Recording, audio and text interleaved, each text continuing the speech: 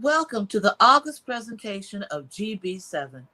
If this is your first time, we'd like you to know that GB7 is a series of virtual presentations streamed on the 7th day of each month. Each one is an opportunity to consider facets of today's cultures and realities and how they connect with the life and work of that Pulitzer Prize winner, that Library of Congress poetry consultant, that 30+ years Illinois poet laureate, that amazing author, Gwendolyn Brooks, and how and why she and her writings continue to be startlingly relevant. We are so excited about this month's GB7. It is the first of our Teaching Gwendolyn Brooks sessions. This one is geared toward educators and parents of 4th through 8th grade students. This is particularly exciting to us because several of Gwendolyn Brooks's books fit this grade range. First of all, there is Seasons, a Gwendolyn Brooks experience.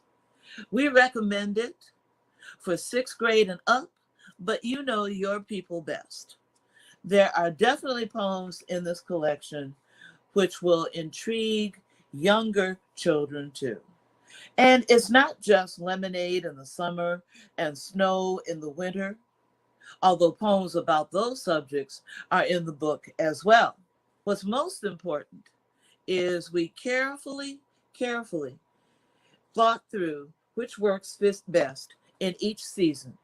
Winter is not just about being cold.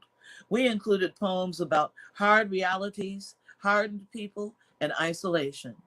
But winter is also about rebirth. Just think of all those seeds starting to work their magic underground. So you'll find pieces about resilience in the winter section too. We've also got her little book, Aloneness, which I think is for all ages, younger and older than this particular grade range. A poem that separates the joys and comfort of aloneness from the sadness and despair of loneliness. Last but not least, we have Graphic Gwendolyn 1 and 2. Our company, Brooks Permissions, has started an illustrated poetry series featuring works by Gwendolyn Brooks. Great poetry in a comic book? Yes, please. We've got a song in the front yard, which definitely appeals to children even younger than 4th grade, but adults, we believe, will get a kick out of it too. Now, Two Boys begins with fun and light, but it quickly turns to more challenging topics. You may want to keep this one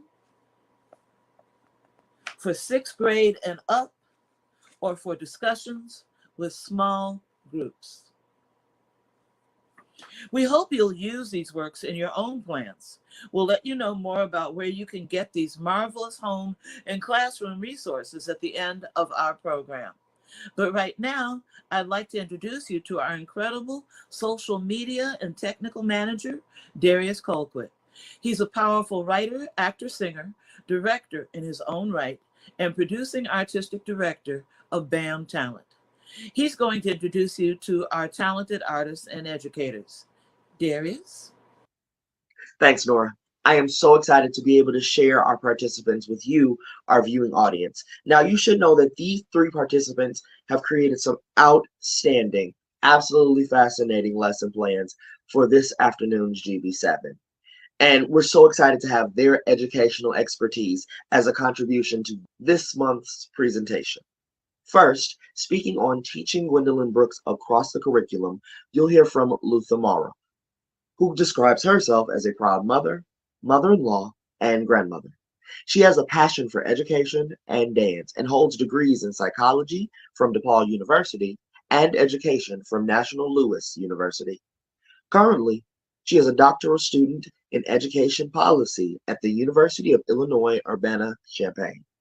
She teaches middle science and social studies in Chicago, Illinois. Following Lutha, you'll hear from Timothy David Rey, presenting Make It Sing, Odes and Community in Gwendolyn Brooks' Paul Robeson. Timothy is an amazing poet, playwright, and longtime teaching artist based out of Chicago, Illinois. And lastly, but certainly not least, speaking on What is Cool, you'll hear from Jasmine Thurmond, a native Chicagoan who believes her purpose is to serve the children and families of communities that are most marginalized and disenfranchised. She believes all children are entitled to an academically rigorous and culturally relevant education that will effectively prepare them for success in life. These beliefs have guided her as the principal of Dr. Martin Luther King Jr. Academy of Social Justice, a small but mighty elementary school on the south side of Chicago in the Inglewood community. And now, our participants.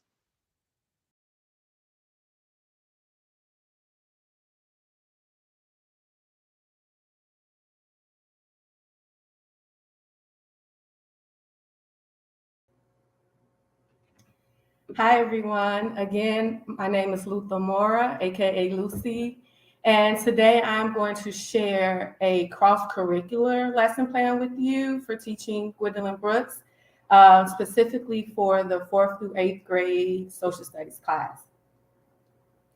We're going to begin with looking at a few learning standards. So here we have 4th and 5th grade learning standards for social studies, where the children are to study important individuals or major events from multiple cultural perspectives, and they are to create and use a chronological sequence of related events, specifically looking at those that impact underrepresented groups. For middle school, 6th through 8th grade, students are expected to identify the effects of events on groups of people who have been marginalized, and use questions generated about individuals or groups to analyze why they and the developments they shaped are seen as historically significant. So these learning standards are the groundworks that will be used to set the purpose for the students that we are going to study Ms. Gwendolyn Brooks, because she is a significant figure in U.S. history. Now, as I mentioned, this is cross-curriculum, so we're going to do some collaboration with the English language arts teacher. Usually for 4th and 5th grade, that's done during the reading block. And then 6th through 8th grade middle schools that are departmentalized, they have a separate English language arts teacher than the social studies teacher. And so in English language arts, this is where the students mostly receive their poetry lessons. And here you see these learning standards for 4th, 5th, and 6th grades, where the students are to focus on figurative language, such as metaphors and similes, and then get into analyzing the tone and the mood of the poem. For 7th and 8th grade, they continue looking at figurative language and the meaning of that, and then they dive deeper into the analysis of the poem, looking at the structure, the rhythm, the repetitions, and again, dissecting phrases and words to help them understand the meaning and the tone of the poem. So we're going to connect these things in our lesson today. So the first thing we have to do is, again, collaborate as social studies teachers with the English language arts teacher and find out during their poetry unit, depending on which grade level you're teaching, what did they learn at that specific grade level? Was there a focus on rhyme? Was there a focus on repetition? Where the students are with their understanding of similes and metaphors?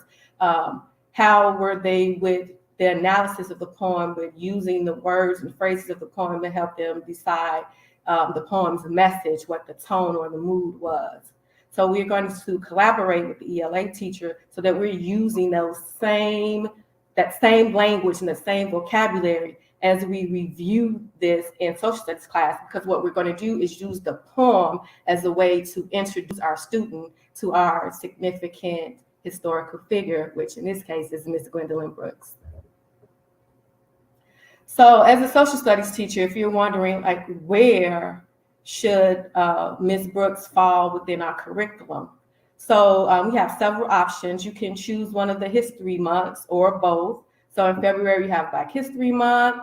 In March, you have Women's History Month. And then in April, you also have National Poetry Month. So you really have like 3 consecutive months where you can put together a nice unit of study for Ms.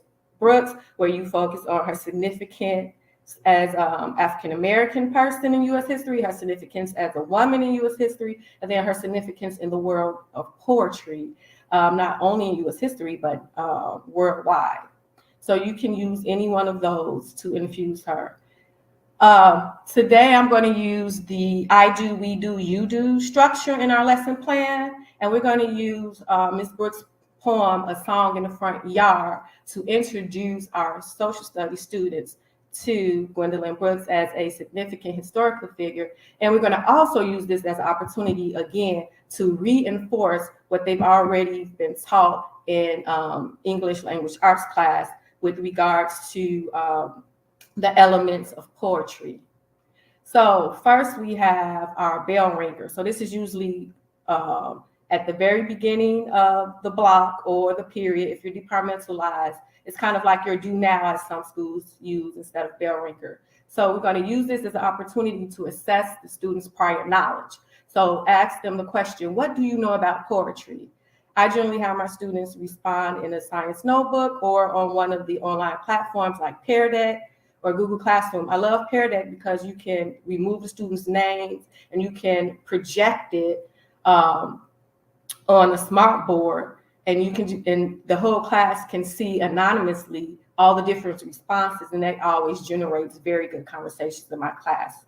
I also use this as opportunity to reinforce grammar, reminding them to answer that question in a complete sentence by restating it. By restating the question in your answer. If you have struggling writers or ELL students, English language learners, you may want to give them a prompt or a sentence stem on how to start off their sentence. So for example, I know many things about poetry. For example, and then they share what they know, reminding them to begin that sentence with a capital letter and end with a punctuation mark. From there, the teacher is going to give the classroom our definition of poetry that we will use for this lesson.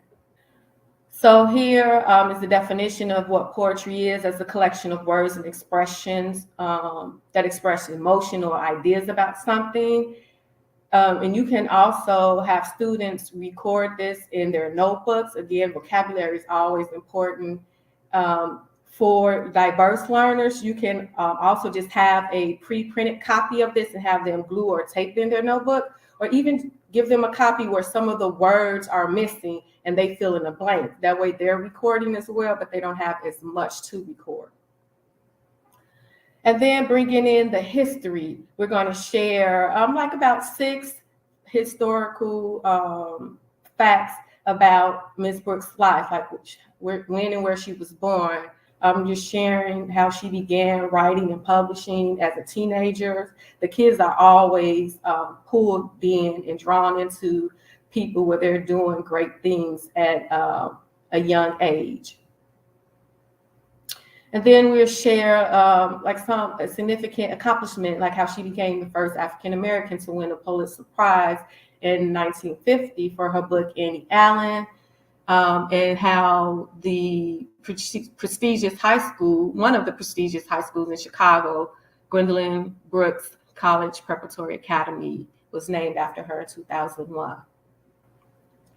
Then that will bring us into the we do section of the lesson. And so this is where the teacher is doing less of the leading and talking, and it's incorporating more of the students, and then you guys are working together.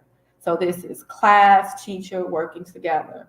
And so the first thing we're going to do is listen to a recording of the poem where Ms. Brooks is actually reading it herself, which I think is so awesome for the students to hear her words in her voice. Going back to those multicultural perspectives, and I think it's important that the students, especially in history, get those perspectives from people of color. And then it also will help with our English language learning students being able to hear the poem before they start reading it in text. And then we'll also at this point review what we've gone over with when we collaborated with the ELA teacher, depending on the grade level, what they've learned in their poetry unit with regards to figurative language and identifying tone. So I have here a link to a recording. The recording came straight from YouTube, and then I just filter it through Video Link, which is a safe link. So it takes out all the commercials, so that way you don't have to worry about the video playing in class and then something comes up that's inappropriate for the classroom. So the link is about 1 minute. You guys will listen together as a whole group. Then you'll set a timer for about 90 seconds, have the children turn and talk with an elbow partner and discuss like something that stood out to them. Then after that, we'll bring the class back together and just have a brief review session, again, depending on what you went over with the ELA teacher of what they know with regards to elements of poetry, whether it's rhythm, rhyme, repetition, similes, metaphors, and then try to have like an anchor chart that can stay up as a reference point. I like to do it electronically. That way I just keep it projected on the board. And if you can, if the ELA teacher has one, you want to do something that's similar or even identical to what the ELA teacher has. That way there's cohesion and the kids really, it gives them a confidence to know that, hey, I've seen that before, I heard that before, I've been taught this before. So it gives them a solid foundation. And so the next thing we would do after that is we'll provide the students with a copy of the poem in our blended learning environment post COVID shutdown. You have the option, you can either give it to them, give them access to electronic version, or you can print out a hard copy. When you print out the hard copy, make sure you do your print double-sided. It's 2 pages. The poem is only the 1 page, but we're going to use a copy of the poem twice. So you want to make sure that you print, when you print, you click on that double-sided so they have 1 paper and they have a copy of the poem on the front and a copy of the poem on the back. Now, here you can choose any reading strategy. I chose popcorn, where we read it together as a class. Popcorn, you establish if you want the student to read 1 sentence or 2, or maybe even an entire stanza of the poem, and then they popcorn by just calling out another classmate to read after them. So make sure you establish those norms first. And then after we popcorn read, you're going to break it down into either pairs or small groups. If you choose small groups, I would suggest not to make those small groups any larger than 4 students. And then you're going to have the children work together where they go back through the poem again. So now this is going to be their 3rd encounter with the poem. They've heard the recording, they've followed along with the popcorn reading. Now they are going to read with a partner or in their small groups through the poem and use that prior knowledge from ELA class to dissect the poem, if you will. So have them underline any examples of figurative language. And again, depending on the grade level, maybe you have them look for metaphor, maybe you have them box examples of repetition or rhyme. Maybe you have them circle words or phrases that help identify the tone. Again, you're going to adjust it to your specific grade level and then to your class. So once they're done with that, I would set an online timer, or if you have a digital clock in your classroom, set a timer to give the kids between 5 to 8 minutes to work together through that. Again, it depends on the grade level as to how much time that they would need to work through that. After that, we'll come together, and as the teacher, you're going to facilitate a discussion about the students' findings. So also let them know, this will also give them a purpose to stay on task, that each pair or each small group will be called upon to participate in our class discussion. And you will show, I have included in the Google Slides the poem so that you can pull it up and the kids can follow along and call on a group or pair to ask them for like the example of figurative language they found in that stanza, or the example of rhyme or repetition, or what words or phrases did they box, or did they circle to show that help them, figure out the tone or the mood of the poem. And then as a teacher, if you want, you could also, as you go through that, show that by putting in the highlights or the circles on the board. And then finally, we'll discuss the overall message of the poem. After that, we would wrap things up with the You Do section. And with the You Do section, there's a hyperlink here for you to click on an analysis worksheet. And these next couple of slides show like the different questions and directions the children are asked to do in order to analyze the poem. Again, this time they're going to use the second page. So they have a blank copy of the poem again where they can interact with. And this time they're going to circle things of interest. And then they're going to use that information to help them answer questions about the poem, its meaning, and ways in which they connect to it. And then finally, we can use this again if we're working at a time during those history months, where this is a time where a lot of social studies teachers give out projects for like Black History Month, Women's History Month, and even Poetry Month. And so you can give them different options to choose from to create a project on Gwendolyn Brooks. So whether it's a timeline about her life, creating an acrostic poem where the children will write out her name and then give a word or short phrase for each letter of her name. Genius, writer, for example. For the older students, where they're learning how to write 5-paragraph essays and being introduced to research and how to create a research paper. You can have them do research on her using like this biography graphic organizer I have posted here, and using that information from their graphic organizers to write an essay or a research paper about her. Then finally, you can do bring in like Phyllis Wheatley. I thought this would be especially great for 7th grade, because I know in 7th grade social studies, they cover the American Revolution, where Phyllis Wheatley lived during that time. So you can connect Phyllis Wheatley and Gwendolyn Brooks as significant women in American history, as African-American women, and as poets. And maybe the children can even compare and contrast one of their poems, as well as look at the two significant historical eras they both were a part of, the American Revolution and the Civil Rights Movement. And there you have it, teaching Gwendolyn Brooks across the curriculum. Thank you guys so much.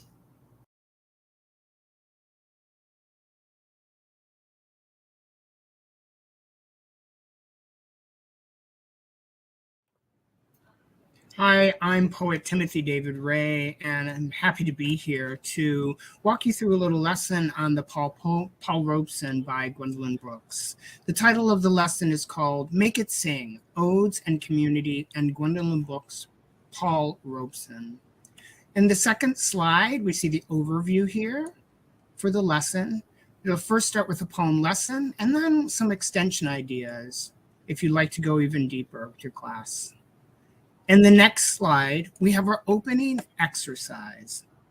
Divide the class into small groups and have them produce answers to the following questions.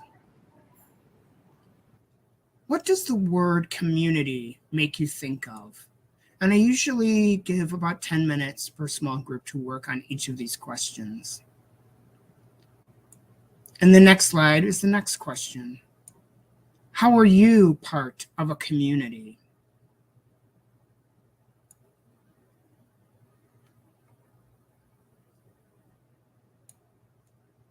And in the next slide, the next question, who are important people in your community? And I really like to open these questions up. There are no wrong answers. So the artist, the poet, the students feel very open and free to begin writing and to begin brainstorming as a group and sometimes individually as well.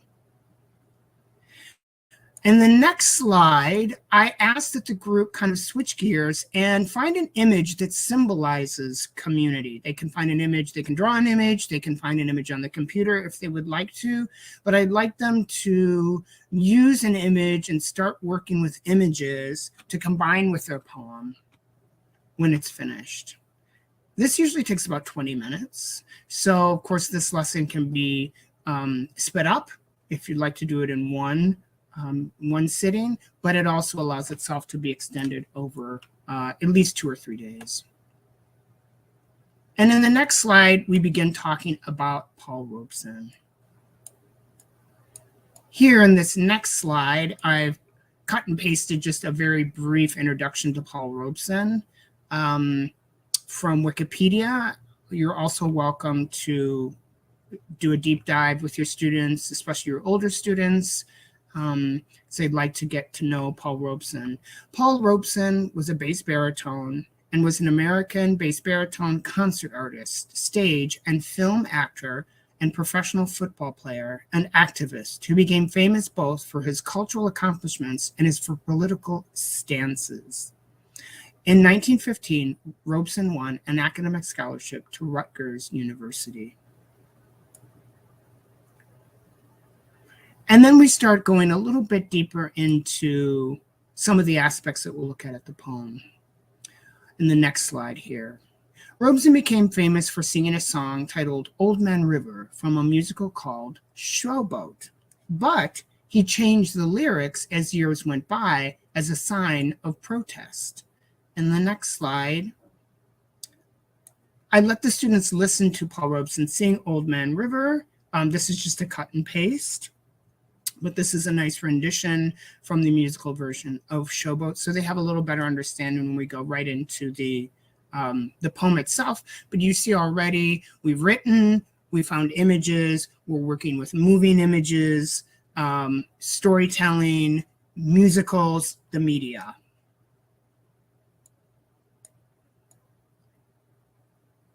In the next slide, I help them point out some of the changes that Paul made to the lyrics. So here are some changes Paul Robeson made to the song Old Man River in order to make it a song of protest. He changed Get a Little Drunk and You Land in Jail to Show a Little Grit and You Land in Jail. To I Must Keep Fighting Until I'm Dying, he changed to I'm Tired of Living but Scared of Dying.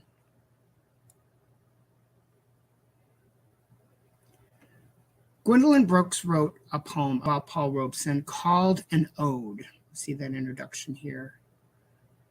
And definition is on the next slide. An ode is a poem written in celebration or dedication to someone or something. And in the next slide, especially for your older students, this kind of delves a little bit into Gwendolyn Brooks' approach with verse journalism, and you're welcome, of course, to make accommodations to do a little deeper dive into verse journalism. This slide says, Gwendolyn Brooks proposed localizing the news of the day, one clipping at a time. Brooks named her construct verse journalism. She defined it as a poet as a fly on the wall. Poet is all-seeing eye. As she taught, poetry encourages a more robust investigation of news and events. And so before we go into the poem, you already see that we've sort of scaffolded, begun with the idea of community, we've introduced the idea of images, finding images, watching a clipping of Paul Robeson singing Old Man River, the media, and then we go into the poem here by Gwendolyn Brooks in the next slide. Paul Robeson by Gwendolyn Brooks. That time, we all heard it, cool and clear, cutting across the hot grit of the day, the major voice, the adult voice, foregoing rolling river, foregoing tearful tale of bale and barge and other symptoms of old despond, warning in music words devout and large that we are each other's harvest, we are each other's business, we are each other's magnitude and bond. And in the next slide, these are just some beginning student reflection questions that I would recommend asking. What are some things you notice about the poem? And that can be anything. It's short, it has sort of a rhythm to it. There are capital V's in the poem. What do you think that means? How does the poem make you feel, especially after the students have watched Old Man River, Paul Robeson singing, know a little bit about Paul Robeson, and have found their own images and ideas of community. How did Miss Brooks use the alternate lyrics in her poem? Can they find examples? And I asked them to find examples of that, and they might have to go back, revisit the song again, or have a discussion about the changing lyrics. Do you think Miss Brooks considered Robeson part of her community? So we're trying to really stay with that idea of community and what community can be. Do you think this poem is an example of verse journalism? Why or why not? And then what we'll do is we'll use all this information, which we call brainstorming, everything that's led up to this moment. We have access, of course, to the media, the clippings of from the show, from the film Showboat, and his bio. We've learned about Paul Robeson, and we've thought about how this affects us and what community means to us. And so the next portion and the final portion is to let's write. So we asked the students, use your brainstorm lists, right? All that information that we gathered from our beginning brainstorming to write a poem about your community. You may make your poem an ode. They might make their poem an ode and try that out, as Miss Brooks did, to another person or to an idea. Or you may write about the community in a broader sense. And I always like to give them a shorter sample. Here I sort of repeated the we word, something that they can kind of grasp on to see, oh, I see what was done here, but it was influenced after the poem by Gwendolyn Brooks. So it's called Community by David Rey. I hear the whole voice of my neighborhood and city. We cry for justice. We work for peace. The corner store clerk, the dog walker, we are the city. We are the community. And I always like to add in the next slide my rules for writing. This really guides my pedagogy, and I found that it really works with creative writing students of any age. The number one rule is anything that you put down is better than a blank page. Number two is think of paper as a canvas and you as a painter. One stroke with a brush is better than none at all. Number three, dare to be messy. If you want to fix it, you can fix it later. And four, when creating new works of art, it is not productive to grade yourself. Just try to get something down on the page and then you have succeeded. And the next slide just tells that students are then given time to craft their poem. I usually find that 10 minutes is plenty of time to just get that down and get the editor, critic out of the brain and get those ideas down. They can work in small groups to craft a group poem or an ode, or they can work individually to craft poems. And the last slide is an extension exercise suggestions. And here's some things that you might try, especially with this poem.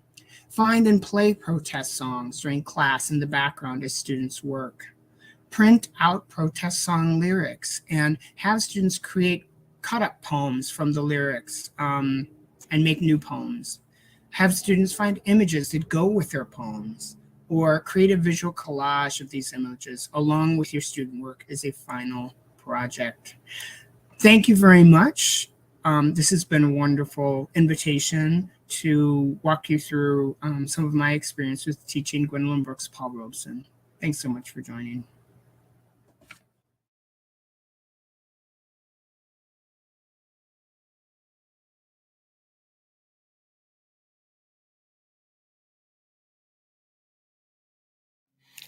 Hey everyone, my name is Jasmine Thurmond, and I am super excited to give just a brief overview of this lesson that I actually created for this. Again, my name is Jasmine Thurmond. I have been an educator for over 10 years now, and I'm always excited when I get to spend time exploring and helping other educators as well as our youth explore Black dope poets such as the Gwendolyn Brooks. So this lesson is actually titled "What is Cool?" And that is the hook. This lesson is targeted to students in grades 4th through 8th grade. And in that age range, we know that students are always seeking to be incredibly cool, right? They want to ensure that their hair is right, their words are correct, their look is perfect, and everyone perceives them as being cool. And so what I am excited about is helping young people think about what it really means to be cool by exploring a couple of texts, but also some multimedia pieces. So the first text is "We Real Cool" by Gwendolyn Brooks. And I am sure almost all of you have had some exposure to that poem. And if you haven't, guess what? It's not too late for you to do a quick Google search so that your life can be changed by Gwendolyn Brooks. And the other text is "Hey Young World" by Slick Rick. So specifically, I want to utilize the first verse from "Hey Young World" by Slick Rick. And within this lesson, as I said, the hook is really engaging students in a conversation around what it means to be cool. What is cool? And once that conversation, really becomes lively, and as a group, we've captured some of the most important components of being cool. Then I would have students access the text. So both texts. So I am a firm believer in 3 reads because it's just a dynamic literacy strategy. And so we would do 3 reads of each of the texts. And so "We Real Cool" would be the first text. I would ensure that students are indicating the words and phrases that they are unsure of. And so they can underline those or highlight those. And we would read that for 3 times in total. However, each time after reading, I would have students annotate the text or essentially just jot down in the margins or in their notebooks and their, reading notebooks what they get from the piece so that we don't lose that as we continue to read and as we go into other texts. From there, we would look at the lyrics of verse 1 for "Hey Young World." And we would underline some of those words and some of those terms that we're unfamiliar with so that students can, access those. But I would also have students use the margins and use their reading notebooks to jot down reflections and things that have really resonated with them as a result of reading the text. From there, we would actually look at some multimedia of both texts. So I'm a firm believer that with the current generation, they are not like some of us from generations past who we can only, we were just fine with only taking in the text. I think it is critically important that you layer how you expose students to text, how you expose students to anything, any medium, I should say. So the Poetry Foundation has a phenomenal video of We Real Cool. So if you go to the Poetry Foundation's website, and I do have that included in the deck that will be available to you, but the Poetry Foundation's website has a quick, I think it's no more than 6 minutes, but it's a video that really captures the essence of We Real Cool. It includes the poem that's actually spoken by Gwendolyn Brooks, right? She's reading it, and she also gives context around why she wrote it. Also, the video production is just phenomenal in the way that it captures Gwendolyn Brooks, as well as the characters in the text. And then the other piece of media that I would bring in would be the music video from Slick Rick of Hey Young World. And again, we're just focusing on that first verse.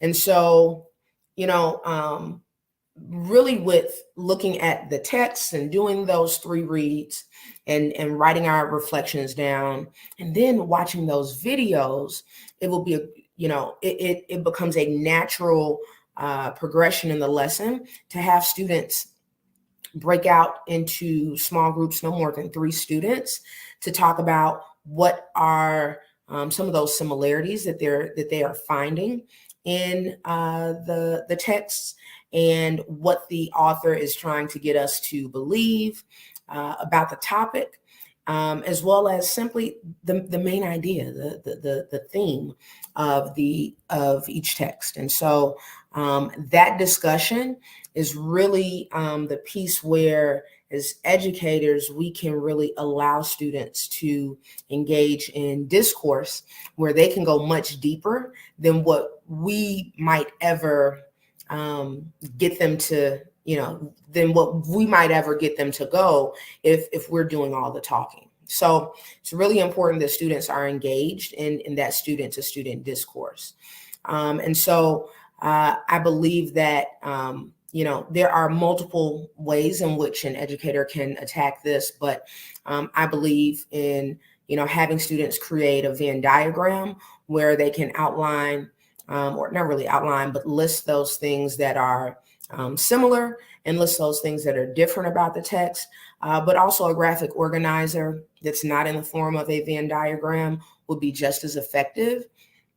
A T-chart could also be equally effective. This doesn't have to be something where we're creating a bunch of really elaborate tools, because what we really want is for students to go deeper into the meaning of the text, and we want them to have dialogue around it.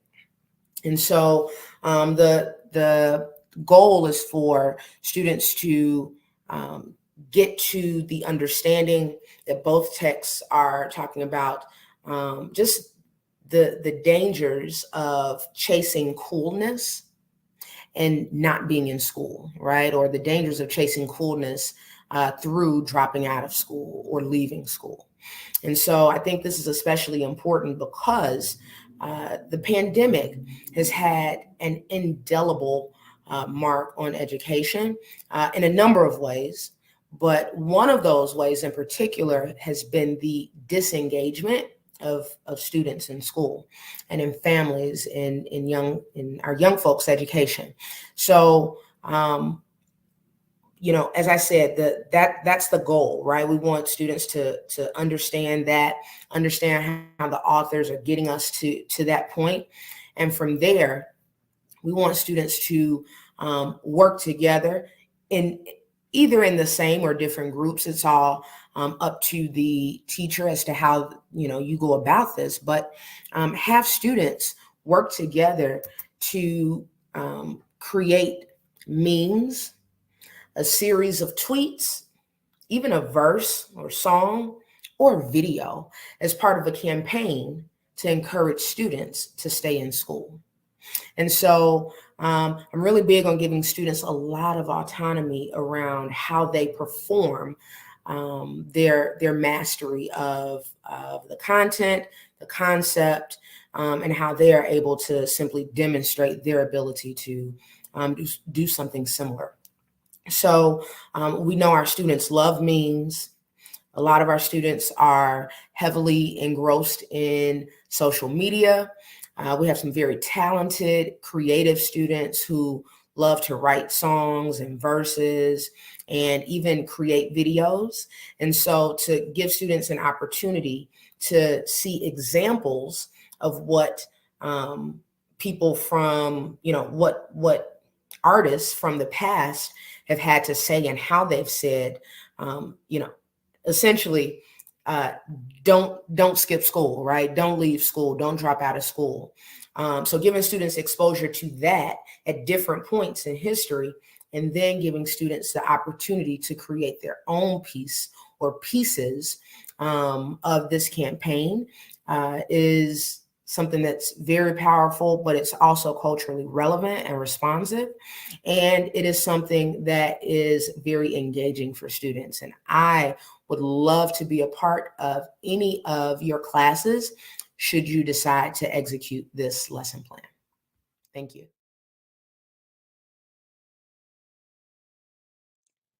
Brooks Permissions would like to thank David Rey, Lutha Maura, and Jasmine Thurmond for creating and sharing their Gwendolyn Brooks lesson plans today.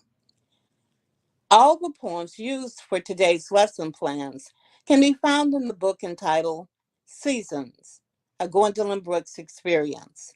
Also, the graphic Gwendolyn's, A Song in the Front Yard and Two Boys can be ordered at gwendolynbrooks.net.